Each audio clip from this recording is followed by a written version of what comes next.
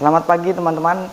Pada kesempatan kali ini kita akan membahas tentang sebuah buku, yaitu Pedoman Pelayanan Peringatan Dini Tsunami. Nah, ini teman-teman. Jadi buku ini saya temukan di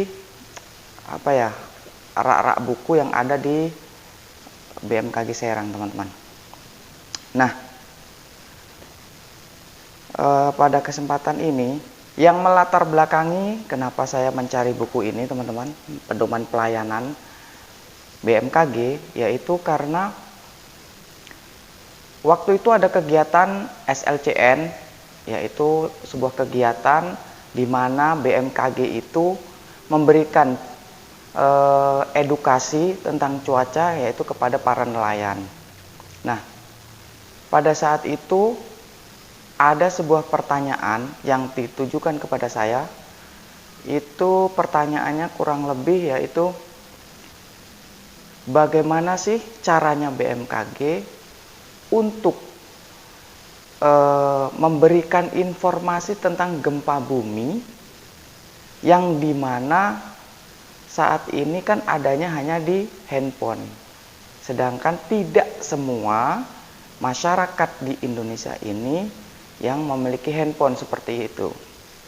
Nah, pada saat itu jawaban saya adalah, seharusnya kita itu bisa memberikan informasi terkait BMKG, entah itu gempa bumi maupun cuaca, itu melalui televisi. Karena menurut saya pada saat itu, ya masyarakat Indonesia untuk saat ini memiliki televisi itu udah banyak ya teman-teman. Sudah banyak lah yang memiliki televisi seperti itu. Nah, selanjutnya mari kita buka aja teman-teman, yaitu tentang pedoman pelayanan tentang tsunami, teman-teman. Pada saat saya membaca buku ini, saya menemukan, nah di buku ini teman-teman, ini ada landasan hukum tentang bagaimana peringatan dini tsunami di Indonesia itu disampaikan, teman-teman. Berdasarkan Undang-Undang Nomor 31 Tahun 2009 tentang Meteorologi, Klimatologi, dan Geofisika, yaitu Pasal 29 ayat 1 yang berbunyi, pemerintah wajib menyediakan pelayanan meteorologi, klimatologi, dan geofisika yang terdiri atas informasi publik, peringatan dini, dan informasi khusus. Sedangkan di undang-undang yang sama, pasal 37-nya, jika diketahui terdapat kejadian meteorologi, klimatologi, dan geofisika yang ekstrim oleh petugas stasiun pengamatan, anjungan pertambangan lepas pantai, kapal atau pesawat terbang yang sedang beroperasi di wilayah Indonesia, maka kejadian ekstrim tersebut wajib segera disebarluaskan kepada pihak lain dan dilaporkan kepada badan terkait sesuai dengan ketentuan peraturan dan perundang-undangan. Pasal 34 ayat 1 Undang-Undang 31 tahun 2009 tentang MKG. Ini lembaga penyiaran publik dan media massa milik pemerintah dan pemerintah daerah harus menyediakan alokasi waktu atau ruang kolom setiap hari untuk menyebarluaskan informasi publik sesuai dengan ketentuan peraturan perundang-undangan. Jadi saya ulangi, pasal 34 ayat 1 Undang-Undang 31 tahun 2009 tentang MKG, yaitu menyatakan lembaga penyiaran publik dan media massa milik pemerintah dan pemerintah daerah harus menyediakan alokasi waktu atau ruang kolom setiap hari untuk menyebarluaskan informasi publik sesuai dengan ketentuan peraturan perundang-undangan, teman-teman. Jadi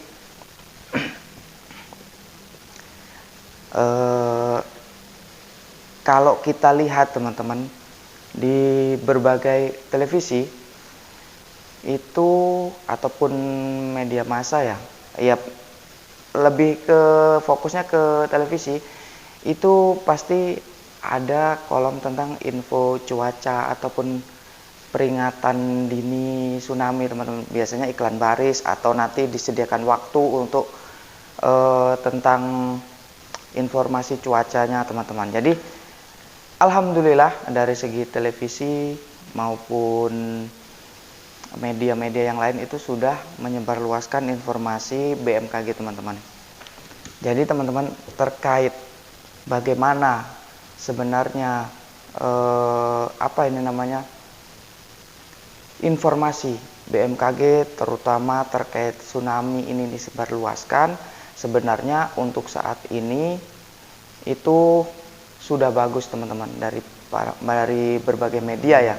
Itu sudah langsung menyebarluaskan ketika ada peringatan dini tsunami itu kepada masyarakat. Waktu itu saya pernah berbincang-bincang, teman-teman, dengan salah seorang warga ya. Itu berbicara seperti ini, teman-teman. Jadi informasi BMKG terutama tsunami, waktu itu kejadiannya tsunami Palu, teman-teman. Nah, bagaimana sih ketika tsunami itu terjadi? Itu langsung masyarakat itu tahu, karena ketika tsunami itu terjadi itu kan gempanya berada di laut. Nah, ketika berada di laut sampai ke daratan itu kan membutuhkan waktu, teman-teman. Nah, bisa nggak dalam rentang waktu yang sempit itu ada informasi dari BMKG yang langsung sampai kepada masyarakat? Kalau melalui handphone biasanya orang tidak fokus kepada handphone. Tetapi bagaimana sih ketika informasi itu bisa disampaikan? Apakah bisa informasi itu disampaikan melalui televisi? Nah, waktu itu kami berbincang-bincang, seandainya hal itu bisa dirubah ke televisi, karena umumnya masyarakat itu di rumah itu kan pakai nyetel TV lah ya, nyetel TV. Jadi bagaimana kalau ketika ada informasi tentang gempa bumi, itu TV-nya itu semua stasiun televisi itu langsung peringatan dini tsunami seperti itu. Mungkin dalam waktu 1 menit ataupun 30 detik mungkin ya, itu informasinya langsung berubah peringatan dini tsunami gitu. Seperti yang BMKG sampaikan. Jadi di situ ada magnitude, ada berapa epicenternya ya, seperti itu. Jadi informasinya seperti itu. Kira-kira bisa nggak, teman-teman?